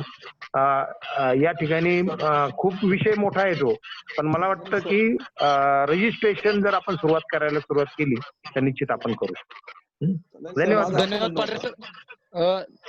धन्यवाद पांढरे सर. आपल्याकडे वेळेची कमतरता आहे, लोक आता कमी कमी होत चालेत. थोडस राहुल जोशी सरांना मी विनंती करतो की सर तुम्ही बोला आणि परत मग आपण डिस्कशन करू. Joshi sir please. ओके. नमस्कार. जसं आता पांढरे सर आणि टेमगिरे सरांनी आपल्याला माहिती सांगितली तर त्याच विषयी मी तुम्हाला सांगू इच्छितो की महा FPO फेडरेशन याच सगळ्या गोष्टींच्या बाबतीत सर्वांना ट्रेनिंग देण्यासाठी एक कार्यशाळा आयोजित करत आहे. तर आपल्या सगळ्या समाविष्ट आता जे जॉईन झालेले आहेत त्या सर्व कंपन्यांचे डायरेक्टर किंवा CEO किंवा त्यांचे शेतकरी किंवा उद्योजक या सगळ्यांनी या कार्यशाळेचा निश्चित फायदा करून घ्यायला हवा, जेणेकरून महा FPO बरोबर जे जोडले गेलेले असे जे एक्सपर्ट आहेत, जसे मागच्या कार्यशाळेच्या वेळी अपेडाचे तज्ज्ञ जॉईन झाले होते, हिरवे साहेब जॉईन झालेले आहेत, डॉक्टर संजय पांढरे आहेतच आपले मेंटॉर म्हणून, आणि आता टेमगिरे सर जॉईन झाले होते. तर या सगळ्या लोकांचे विविध मुद्दे जे मी आता तुम्हाला प्रेझेंटेशन मध्ये दाखवतोय की एक कृषीमाल निर्यातक्षम कंपनी तयार करण्यापासून त्याचा IEC कोड कसा काढायचा, त्यानंतर तुम्हाला रजिस्ट्रेशन एक्सपोर्टर म्हणून अपेडा रजिस्ट्रेशन कसं घ्यायचं, डॉक्युमेंटेशन कसे कम्प्लीट करायचे, ओव्हरसीज कंट्रीजच्या बायर्स विषयी टेमगिरे सरांनी जो आता विषय काढला, एक जी वेबसाईट्स आहेत किंवा वेगवेगळे सेमिनार होतात, ओव्हरसीज सेमिनार होतात, अशा प्रत्येक विषयाचे भाग पाडून आम्ही 5 दिवसांची एक कार्यशाळा आयोजित केलेली आहे. आणि तिचं डॉक्टर पांढरे सर आणि आमचे महा FPOचे जे स्टाफ आहेत किंवा मॅडम आहेत ते तुम्हाला पूर्ण त्याचं वेळापत्रक शेअर करतील. त्यामध्ये एक्झिबिशन मध्ये सहभागी कसं व्हायचं आणि एक्सपोर्ट साठी जर लागणारं फायनान्शियल्स की पैशाची व्यवस्थापन कसं करायचं. आता बऱ्याच जणांना कन्सर्न आहे की आपण जो माल पुरवठा करणार आहे तर समोरच्या जो बायर आहे तो मालाचे पैसे देण्याची त्याची कुवत आहे का, पेमेंट टर्म कशी असावी, एक्सपोर्टसाठीचं करारपत्र कसं डिझाईन करावं, बिझनेस प्लॅन कसा बांधावा, ह्या सगळ्या गोष्टी आपण त्या कार्यशाळेमध्ये कव्हर करणार आहोत. त्याचबरोबर जसं टेंगरे सर आता आपले लॉजिस्टिक एक्सपर्ट आणि डॉक्युमेंटेशनचे एक्सपर्ट्स म्हणून आपल्या बरोबर जॉईन होते, तर असे एक्सपर्ट्स आपल्याला लॉजिस्टिक विषयीचं पूर्ण डॉक्युमेंटेशन, कस्टमच्या फॉर्मॅलिटीज, शिपिंग फॉर्मॅलिटीज, या सगळ्या गोष्टींबद्दल आपल्याला माहिती देतील. आणि सर्वात मोठी गोष्ट म्हणजे की बायरची डिमांड, बायरची मागणी काय आहे एक्झॅक्टली, त्या बायरच्या मागणीमध्ये कुठल्या त्याच्या गुणवत्ता मालाची त्यांनी आपल्यासाठी ठरवलेल्या आहेत आणि त्या गुणवत्तांमध्ये पूरक असा माल आपण त्याला देऊ शकतो का, किंवा त्या पद्धतीचं आपण पीक पेरणी, क्रॉप प्लॅनिंग करून त्या टाईपचे प्रोडक्ट त्यांना देऊ शकतो का. मग त्यामध्ये असणाऱ्या ज्या नंतर ज्या तक्रारी येतात की तुमची क्वालिटी बरोबर नव्हती, या नव्हती, तर तसं total quality management, FSSAI, USFDA, NPOP, HACCP या टाईपची जी सर्टिफिकेशन असतात की जेणेकरून आपण आपला माल हा निर्यातक्षम बनवतो. आणि या 2-3 प्रकारच्या वेगवेगळ्या बाजारपेठा आहेत. एक USA, युरोप टाईपची बाजारपेठ जी हाय व्हॅल्यू मिळते, जी मिडल ईस्ट, गल्फ या टाईपची बाजारपेठ आहे, जी मध्यम स्वरूपाची बाजारपेठ आहे. आणि जसं आपले मापारे सर म्हणतात की बांगलादेश किंवा आपल्या जवळच्या कंट्रीज ही असणारी ही थर्ड म्हणजे मीडियम, म्हणजे आपल्या सारखाच माल त्यांच्या बाजारपेठ उपलब्ध असतो अशी बाजारपेठ. तर या ठिकाणी जाणारा माल कुठल्या पद्धतीने आपण सिलेक्ट करावा, गुणवत्ता कशा ठेवाव्या, या टाईपच्या कार्यशाळेमध्ये सर्वांनी सहभागी व्हावं असं मी तुम्हाला आवाहन करतो. आताच डॉक्टर पांडे सरांनी एक गुगल फॉर्म आपल्या चॅट बॉक्समध्ये सगळ्यांसाठी शेअर केलाय. तर मी सगळ्यांना विनंती करतो की तो गुगल फॉर्म कंपनी मार्फत किंवा तुमच्या रिप्रेझेंटेटिव्ह मार्फत व्यवस्थित भरा, जेणेकरून आपण सगळ्या या पॅरामीटर्सवर सखोल प्रशिक्षण घेतलं आणि मग या निर्यातच्या पोटेन्शियलला आपण गेलो तर फार उपयोगी पडेल. आणि पुढची 10 वर्ष ही फूड आणि ऍग्रिकल्चर इंडस्ट्रीची आहेत, एवढं तुम्ही लक्षात घ्या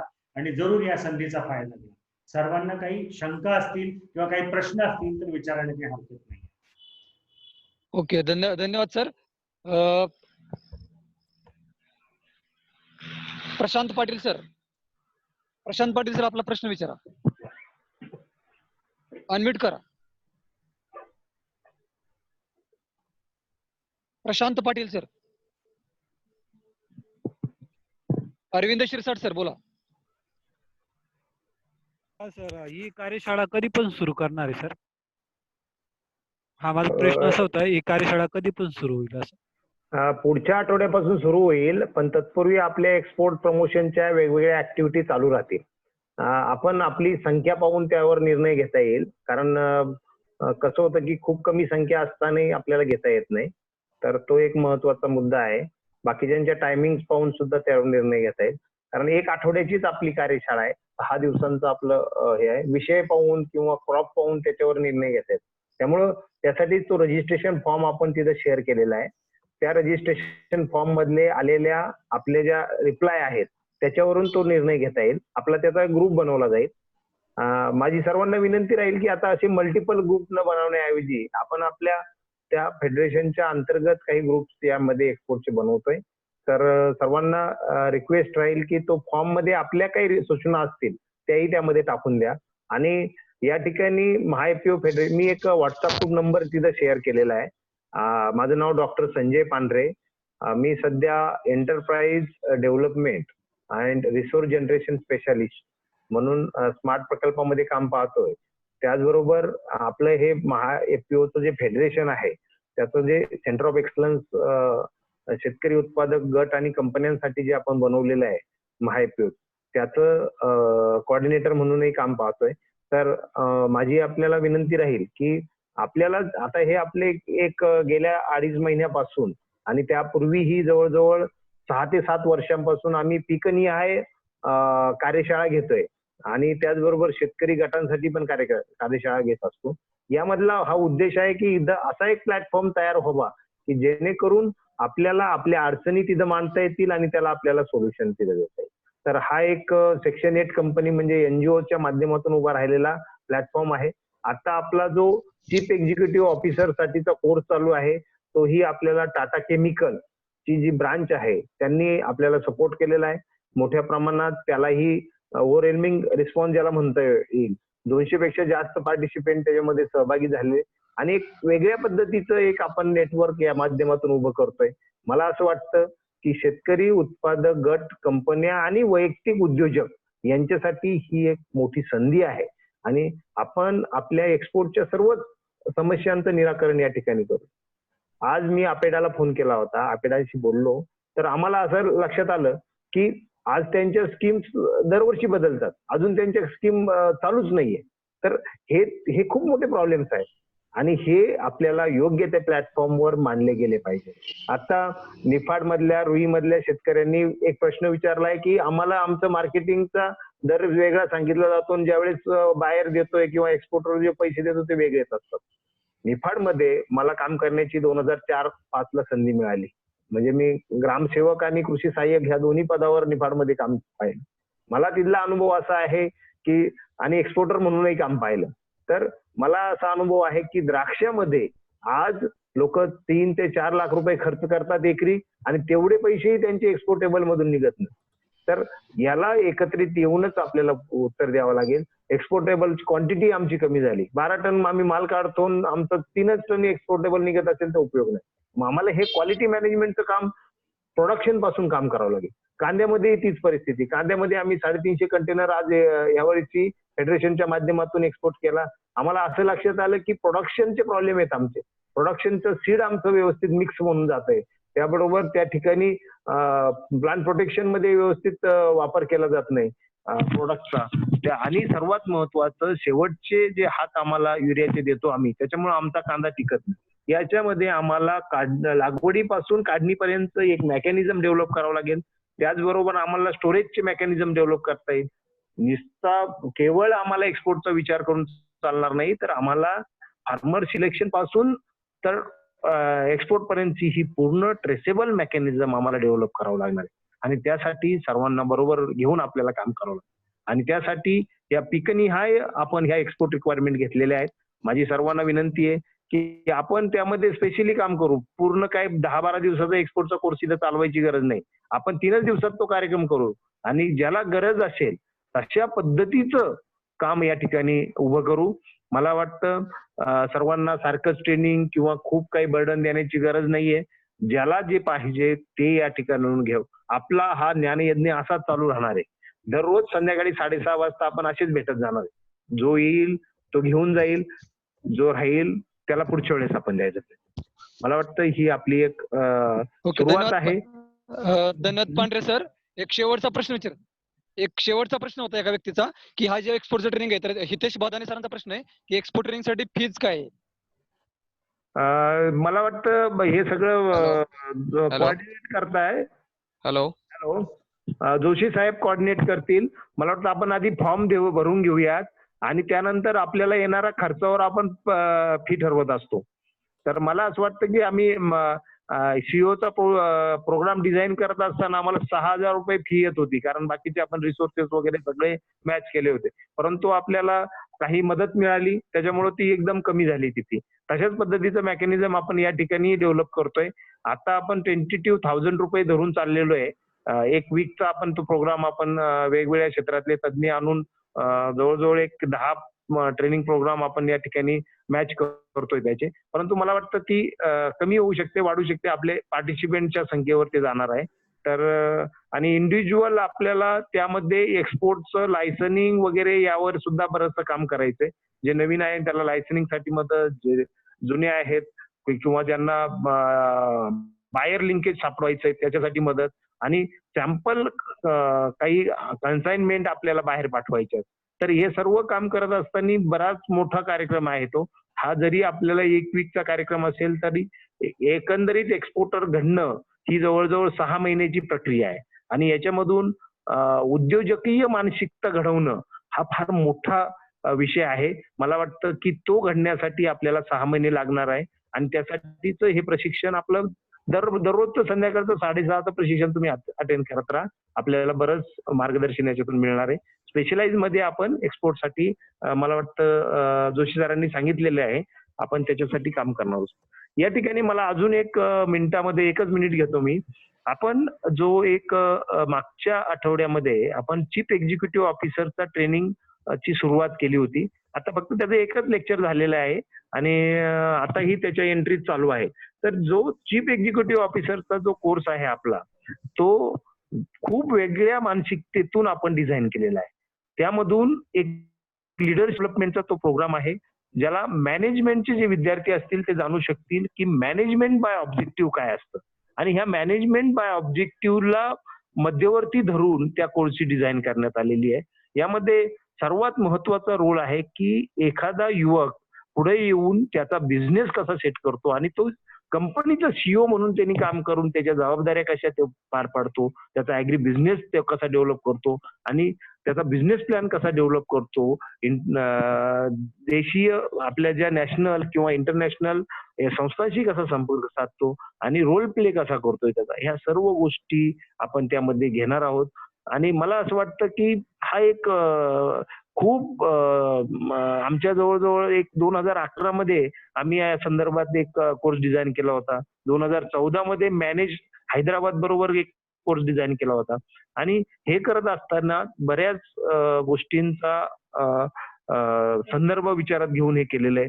मला वाटतं की आपण ह्या ह्या कोर्समध्ये काही कोर्सेस तरी त्यामधले करावेत. आपला निश्चित फायदा होईल आणि मला वाटतं की आपण सर्वांनी त्याचा लाभ घ्यावा. धन्यवाद. ओके, धन्यवाद सर. आजचे जे दोन्ही व्याख्याते होते, विनायक टेमगिरे सर आणि राहुल जोशी सर, यांचं मी परत एकदा महाएफपीओ फेडरेशन पुणे मार्फत या ठिकाणी आभार व्यक्त करतो. आजचा हा कार्यक्रम या ठिकाणी संपला असं मी जाहीर करतो. तत्पूर्वी पांढरे सरांनी जी व्हॉट्सअप ग्रुपमध्ये जी लिंक शेअर केलेली की ज्यांना एक्सपोर्ट ट्रेनिंग करायचंय तर ते लोक ते लिंक मी पांढरे सरांना परत विनंती करतो की आताची जी लिंक होती ती परत एकदा तुम्ही शेअर करा की जेणेकरून ज्या लोकांना एक्सपोर्टचं ट्रेनिंग करायचंय तर ते लोक त्या लिंक वरती क्लिक करून त्या ट्रेनिंग प्रोग्राम साठी रजिस्टर करू शकतात. धन्यवाद. ती लिंक एवढी दिसत नाहीये, ती टाकलेली आहे. प्लीज त्याच्यावर तुम्हाला टाकता येईल. दिसते सर, दिसते लिंक क्लिअर, काय अडचण नाही. Okay okay. यामध्ये लिंक म्हणजे आपण पार्टिसिपेट करत असताना माझी विनंती राहील की कोणत्या कार्यक्रमात आपला जो कार्यक्रम त्याच्यात लिंकवर तुम्ही भर द्या, कारण लिंक दिली तर आम्ही परत तुम्हाला अशा पद्धतीचं कार्यक्रम करणार असू तर त्याला हे करू. ज्यांना पार्टिसिपेशन मध्ये सर यामध्ये कड सरांचा एक नंबर टाका ना. तुमच्याकडे कड सरांचा नंबर असेल तर प्लीज याच्यामध्ये शेअर करा, कारण सीईओच्या ट्रेनिंगसाठी कड सर आपले कोऑर्डिनेट करतात. आकाश कड नंबर आहे का त्यांचा? एकच मिनिट टाकतो सर, टाकतो. आकाश कड सरांचा नंबर त्या ठिकाणी शेअर करा.